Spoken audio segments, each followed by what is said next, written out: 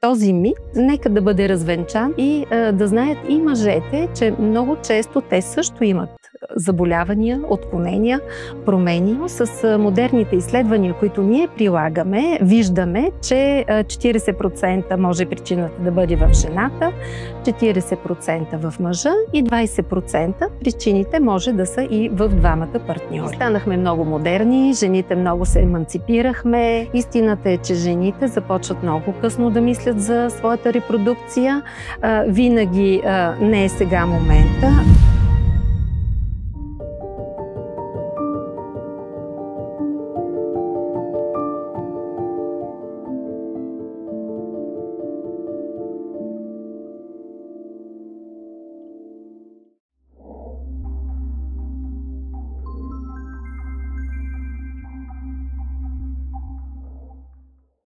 Всеки пети разговор между партньори понякога завършва с въпроса защо още не се получава. Над 140 хиляди двойки в България имат репродуктивни проблеми и ежедневно преминават през труден и често мълчалив път.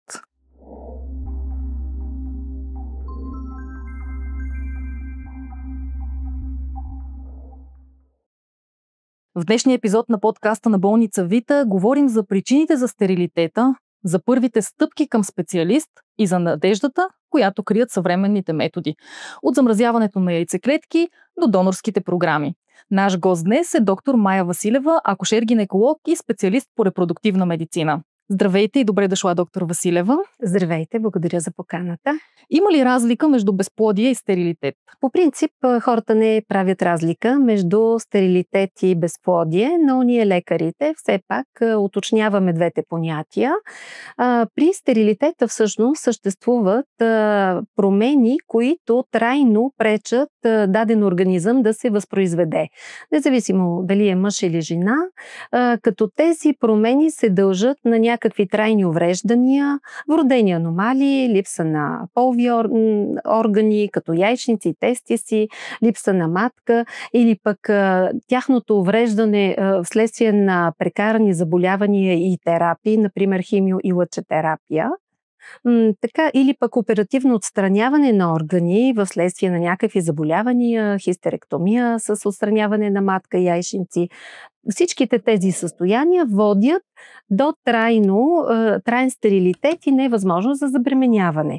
Докато безплодието всъщност е едно временно състояние. За щастие, много пъти ние можем да преодолеем причините, които водят до безплодието и да помогнем на двойката да има дете и да осъществи своята мечта. Кога трябва да се потърси специалист? Много е важно на каква възраст е жената, така че от 35 години нагоре сроковете значително се скъсяват. При по-младите жени 1 година опити, регулярни, без да се пропуска месец, и ако в рамките на тази година, на тези 12 месеца не се реализира бременност, тогава съветваме двойката да потърси консултация с акушер-гинеколог, специалист по репродуктивна медицина. За жените обаче над 35-6 годишна възраст този срок скъсяваме на 6 месеца, защото все пак при тях нещата могат да бъдат малко по-сериозни. От страна на яйчниковия резерв по-скоро имам предвид.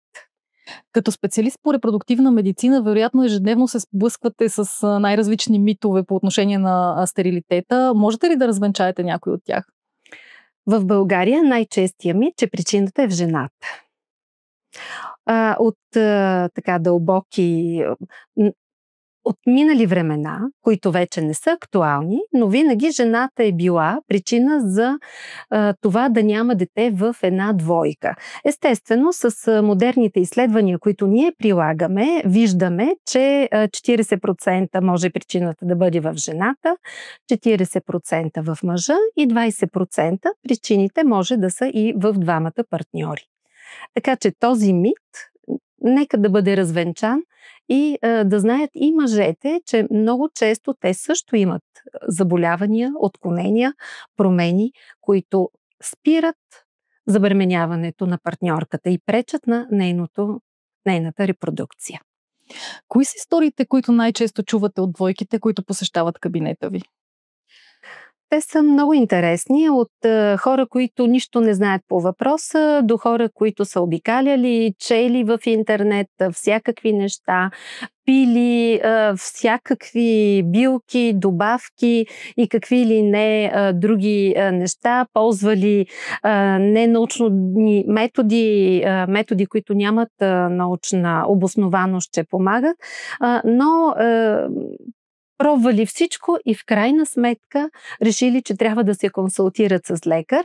Аз лично не съветвам хората да изпадат в някакви крайности, ако нещо ги притеснява. Дори само един разговор да споделят с лекар, който работи тази област на акушерството и гинекологията, нека да го направят спокойно. Нека да изкажат своите страхове, да изкажат своите мисли на глас, да ги кажат. Пък ние ще обсъдиме дали е така или всъщност те са на погрешен път.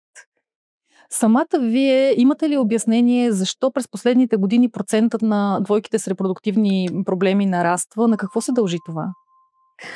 Станахме много модерни, жените много се еманципирахме, правиме кариера, трупаме магистратури, 1, 2, 3, съревноваваме се с мъжете, конкурираме се за кариера, за места, водещи, лидерски и всъщност това всичкото отнема много време. Истината е, че жените започват много късно да мислят за своята репродукция. Винаги не е сега момента, но биологичният часовник работи. За разлика от мъжете, ние сме доста ощетени от природата и над 40 годишна възраст вече доста трудно се случват нещата, докато за мъжете те нямат биологичен часовник. И те могат да стават бащи на по-късна възраст. При тях този проблем не стои.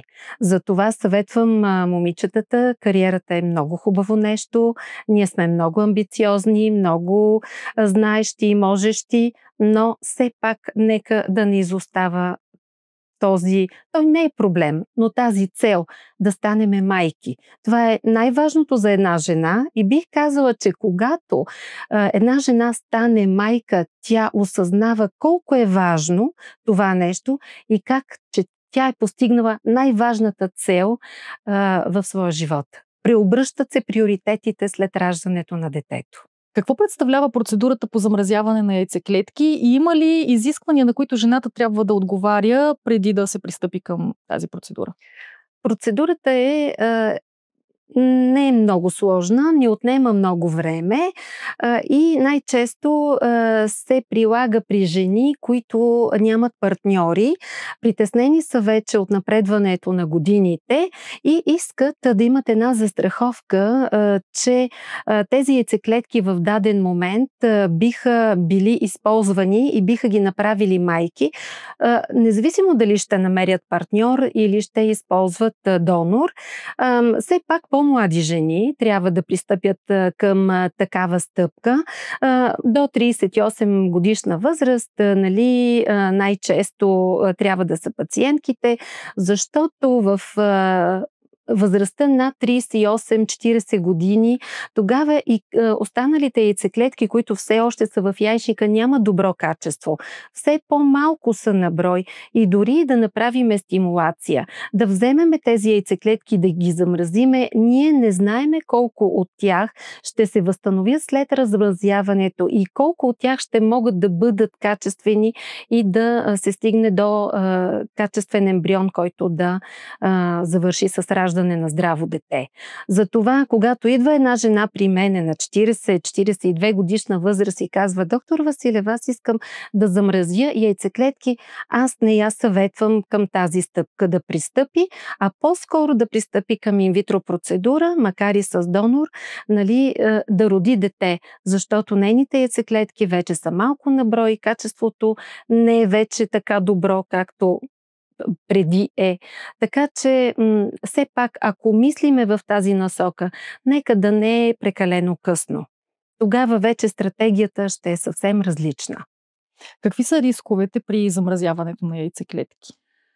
Ние преминаваме през една стимулация, естествено изследваме жените да нямат заболявания, Правиме ехография на млечните жлези при мамолог, защото рака на млечната жлеза е най-честия злокачествен тумор при жените и той е хормон-чувствителен тумор, така че трябва да видиме, жената трябва да е здрава, ще правиме изследване на хормони, цитона маска, вагинален секрет, инфекции и след така една подготовка преминаваме към стимулиране с хормони, които се поставят всеки ден.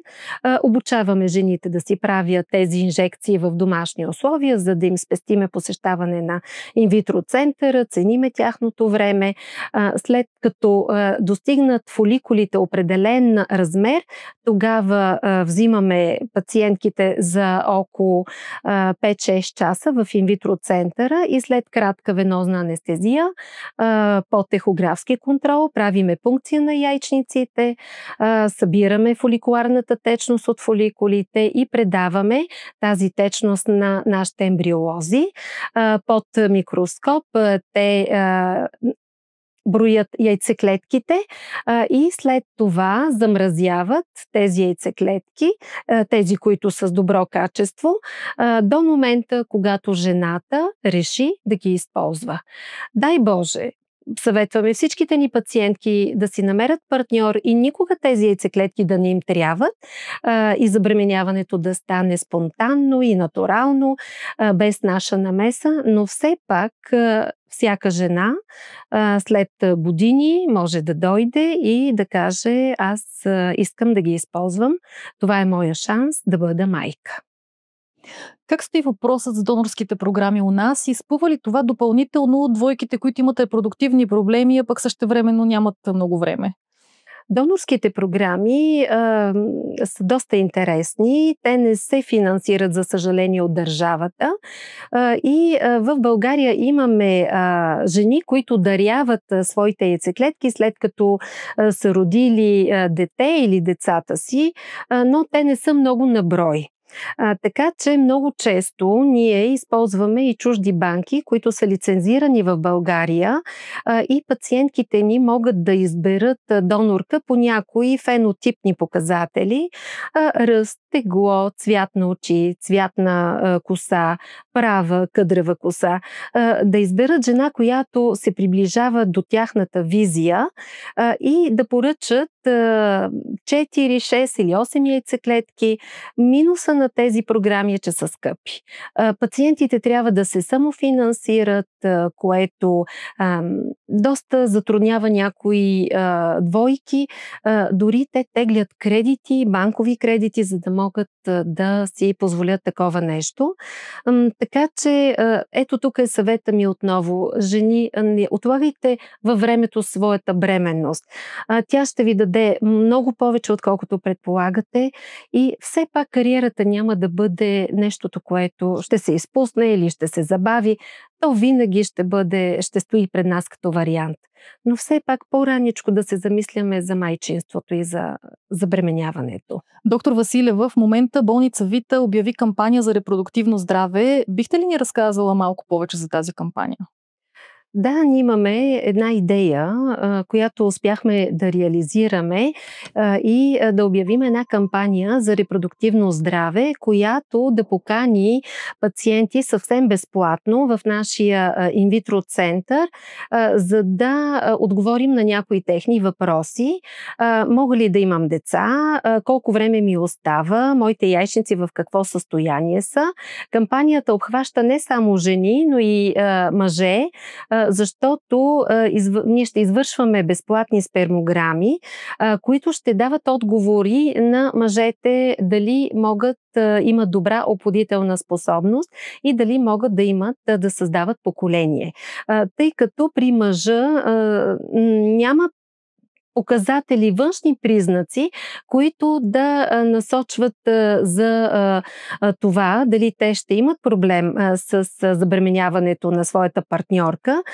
Така че каниме мъжете, които искат да разберат каква е тяхната оплодителна способност, каква е спермограмата, нека да заповядат, да си направят изследване, което нашите ембриолози ще направят в рамките на един ден. Бързо става даването на резултата и така мисля, че ще бъдем полезни на хората и ще успокоиме доста или пък ще отговориме на въпроси на други, които си задават и не смеят да попитат. На разположение сме няколко месеца.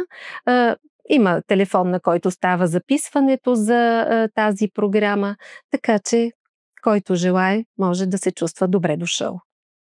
И сега за финала на нашия разговор, какво бихте посъветвали двойките, които в момента вървят по нелекия път към мечтаното бебе?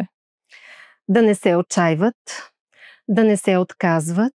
Аз знам, че отрицателният тест за бременност е много депресиращ, все едно губиш много важна битка, но нищо не е окончателно. Има варианти.